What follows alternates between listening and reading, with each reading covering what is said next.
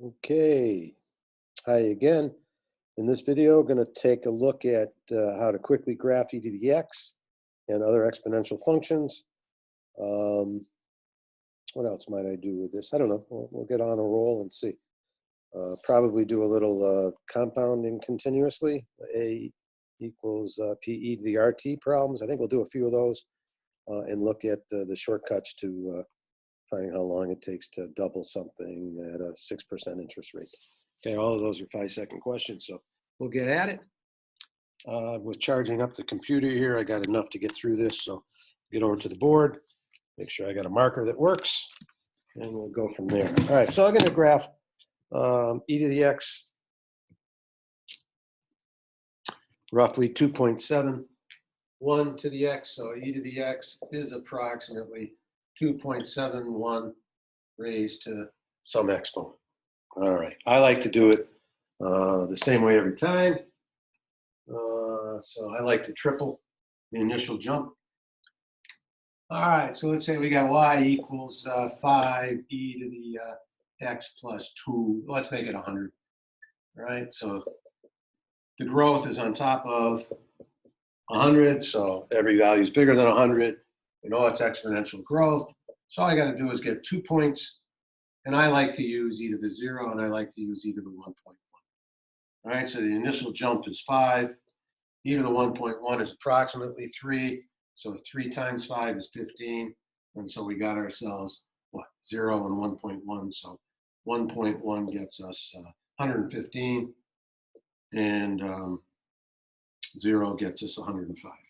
Okay, so that's going to be kind of our template going forward. So it doesn't matter how complicated this gets. We're always going to have a 3-to-1 ratio. And standardizing that allows me to graph this very quickly.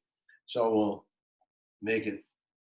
do it once with a positive x, once with a negative, make sure we see the difference. So let's take 10 e to the, how about we do x minus 2 over 5 plus 7.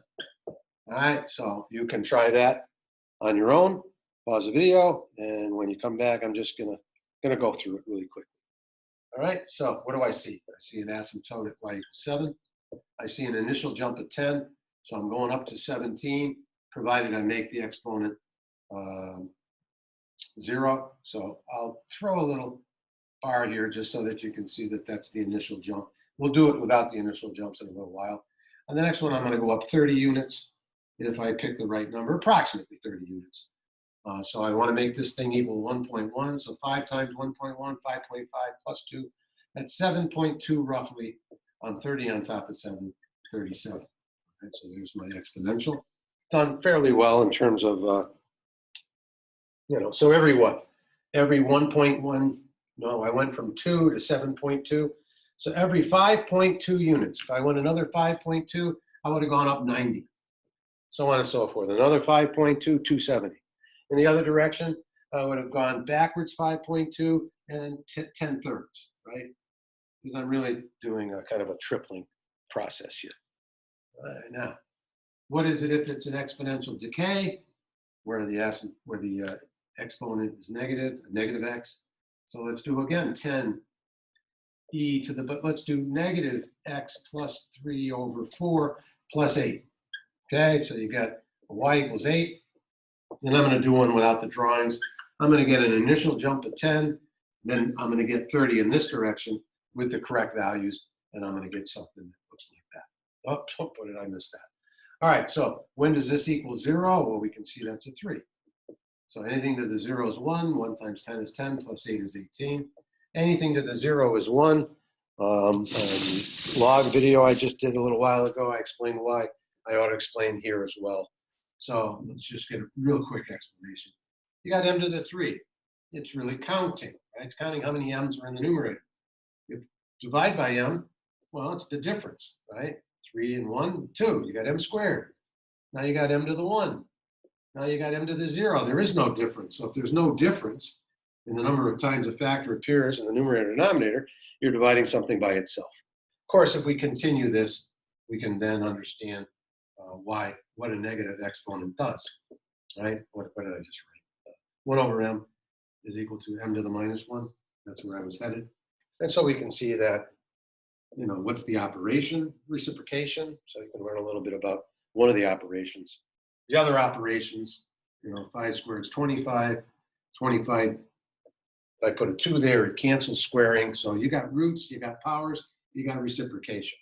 Okay, back to graphing these quickly. So now I'll do it just by looking at it without talking. Let's do a y equals, how about 3e to the 2x minus 6 plus 20.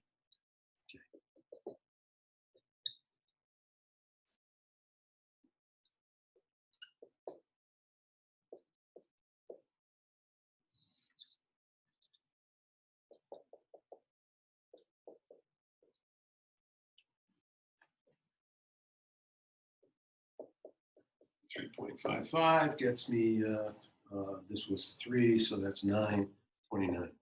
Okay, so I think that's probably right. I could have made a careless error. I've been doing a lot of math for the last 4 hours. Brain's a little tired, but that should be, I hope that's correct. I should check it. 3.55 times 2, 6. I believe that's 7.1. 7.1 minus 6. Yep, that's 1.1. E to the 1.13 times 3, 9 plus 20, 29. So that looks good. All right, so that if you do that each and every time, you get better at it with the repetition. My classes, we do it once a day, maybe once every other day after we learn how to do it. Initially when we're learning, just a couple of times. Then we move on to doing something else a couple of times, and helps long-term memory. So it usually takes 4 days for the average kid in the class to, I got a handle on this. And then you just keep it fresh by doing it the rest of the year. All right, so how do we do a regular? E to the x, by the way, is used in a lot of science situations. Money in banking, we'll do a money in banking problem in just a moment. But it's e to the x is kind of universal language for growth and decay. So if I wanted to write 1/2 to the x in E notation, that's approximately e to the negative 0.7, negative 0.7x. They're virtually the same. You throw them in Desmos, visually won't be able to see any separation until you really zoom out quite a bit. Maybe zooming in quite a bit, you'd be able to not cut the visual optics of that. I don't think you'd be able to see separation. This is a slight over approximation of this function, but that's what, if you want to find out how you do 5 to the x, well, then you go to the ln function. You go to the ln function, you find out what that number is, and you do e to that number times x. And you got the exponential growth of 5 to the x. Okay? You can, I say a lot more in the log video about that if you want to check that out. All right, so let me just do a general exponential function, a, b to the x plus c type function. So y equals 5. Let's do 3 to the x minus 4 plus 6. All right? This situation, you want to make a 0 and a 1. Just a 0 and a 1. Okay, so anything with a 0 is 1. So you know you're going to get a jump of 5. And then you're going to get a jump of 15 in this case because you're tripling, provided you make that a 1. All right, so what makes it a 0? An x value of 4. And what makes it a 1? An x value of 5. 5 on top of 6 takes you to 11. And 15 on top of 6 takes you to 21. That's the general process. So let's do a more complicated one where we make the argument of the function 0 once, and then the argument of the function 1. So let's do y equals, how about we do 14? Let's do a doubling function. Let's do, I don't know, x plus 6 over 7, and let's just add 8. All right, so I'm just going to throw it up there. I know I got growth. I know my first number is going to be 14 and 8, 22, provided I make that a 0, so negative 6. And I know the next one's going to be 28 plus 8. So I'm going to double. That's about doubling. So 2 times 14, 28 plus 8, 36. If I pick the right number, I want this to equal 1. So the numerator has to be 7. So 1 gives you 36. Okay? That's a quick way to graph exponential functions. Play it again a few times and check your work on Desmos. You'll get good at it, quick at it. All right, so what are some of the things that you do? Well, compounding continuously with the PERT, right? A equals P E to the RT, the principal, the initial amount you put in the bank, the interest rate, right? The interest rate, so on and so forth. So if I wanted to triple something, what, and we got E notation. So tripling something is what? Well, that's 1.1 as a decimal, right? But tripling exactly is the ln of 3. And if I wanted a 5% interest rate, that would be the answer. If I was going to quadruple something with a 7% interest rate, the ln of 4 over 7, shortcut, 0.07, excuse me, right? So on and so forth. So let's see where those quick answers come from in this problem. Okay. So let's say you got $100. So the principal is $100. And you got yourself, how about a 2% interest rate? Interest rates are low. How long is it before you double your money? 200. All right, so let's actually solve that. And then I'll pick my brain on what else can I think of e to the x that might be helpful. All right, so dividing by 100, there's your doubling, e to the 0.0t. What are we looking for? Values of exponents on top of e. Well, that's the ln function that answers that question. And we want the exponent that produces a 2, 0.02. Okay, so ln of 2 divided by 0.02 is our shortcut. We could have done that without doing the problem now, is t. But having a feel for this, well, you got to know what the ln of 2 is, 0.7.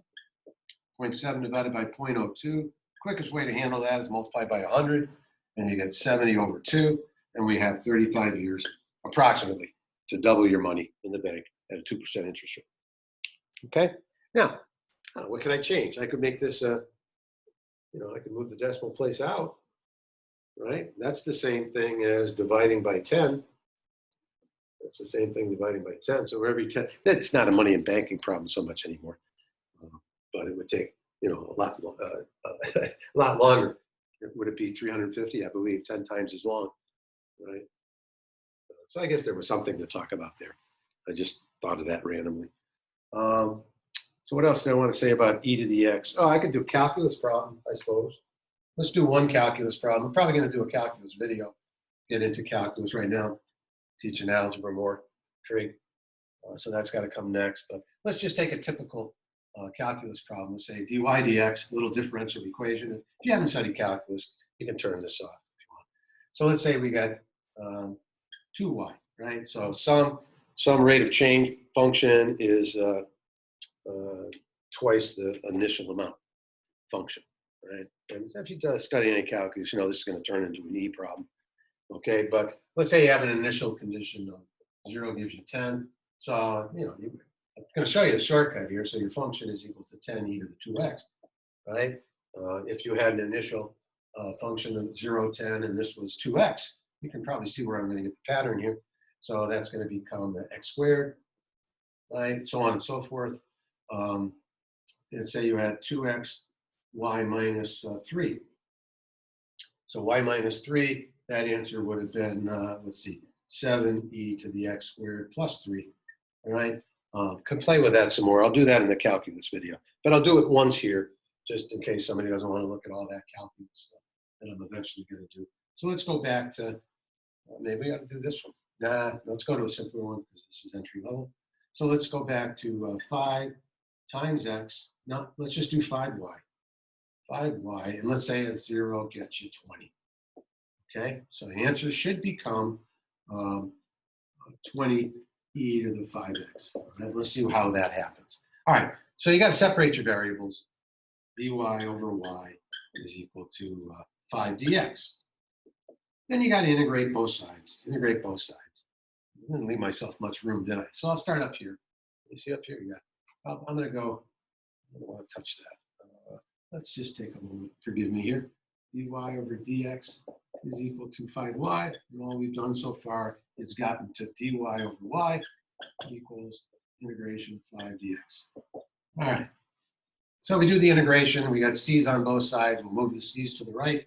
So this is 1 over y, which the integral is ln of y. Suppose I should put the absolute value, but it doesn't really matter too much to me right now. This one is 5x plus c. The inverse of ln is e to the, so the absolute value of y, but it's going to just be, we're dealing with positive numbers. So y equals e to the 5x plus c. I'll show that over here. That's equal to e to the 5x times e to the c, right? E to the c is just some amount. So that turns into one of these a e to the kt type problems. So here's your e to the 5x. Now we bring in the 0. Anything to the 0 is 1. So our function is 20 e to the 5x, which is said you didn't have to do out. Could kind of see from the get-go. All right, might be nice to take the derivative of this so you can see why it was this, I suppose. Let's see, I've done this in a while. So derivative is y equals 20 e to the 5x. So we got to apply the chain rule. So y prime is equal to 20 e to the 5x times 5. Oh yes, that is 5y, right? Because we said this is y, that's y, 5 times y, right? 5 times y, rate of change. Okay, it's nice to see those aspects of the problem as well. Let me just, I only got the classroom here one more day because of the pandemic. Let me just think if there's anything else I want to throw in terms of e to the x. I'm trying to create these videos now for my classes next year. Online learning, I'll have some things that I can have students look at. So e to the x, e to the x. I know as soon as I shut this off, I'm going to think of half a dozen things I want to say. Yeah, so the mantra is going to be, how do you solve e to the x? ln of. How do you solve ln of problems? E to the x. Okay, we're going to do that exponential to logarithmic form. Those are the inverse operations, the same as addition to subtraction, subtraction to addition. Multiplication, division, division, multiplication. Squaring, plus minus square rooting. Back to squaring. Sine, inverse sine, cosine, arc, cosine, angle to ratio, ratio to angle. Okay, so get the drifts. E to the x, e to the x. No, can't. Not at the moment. So I'll try to include it in some other video and mention where things are that I might want you to look at. All right, bye-bye.